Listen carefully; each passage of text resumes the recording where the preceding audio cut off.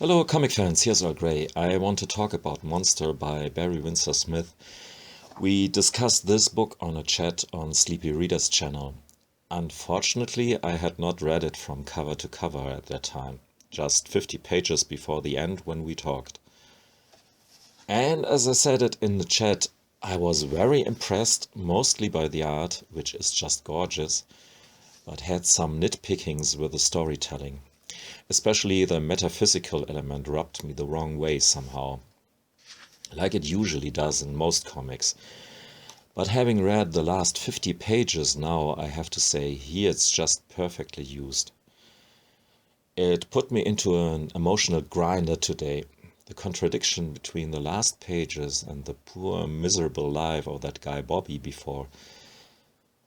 It hit me like a hammer. The what if, I hope you understand what I mean with what if when you've read it, but I don't want to spoil anything. The what if in the end makes amends in the end for all the graphic novelish drama before.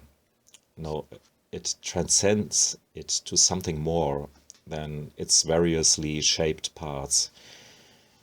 Because this story tries a lot of things to be a modernized Frankenstein tale, a metaphysical journey, a drama, crime, Nazis, and long dialogue-driven parts that may try your patience. But again, Barry Windsor-Smith brings it full circle in the end with this masterpiece of a comic, which took him about 30 years from the very first start, when he tried to pitch some origin of the Hulk story to Marvel. Needless to say that this is so much more than a typical Marvel story could achieve. Needless to say how fantastic the play of light and shadow here is, how poignant and heartbreaking the dialogue and especially the letters of Bobby's mother can be. But what I really have to put into words here is my feeling at the end of the story. It's the feeling that I literally have to fall on my knees and to scream, why? Why aren't people more kind to each other?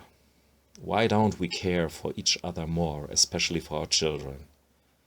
And it's crazy that this book puts me in this kind of mood while using so much,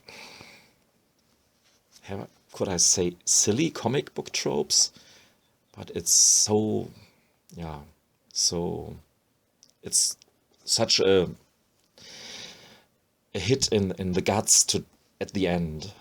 And I dedicate this video to a former pupil of mine who died 9 years ago at the age of 13.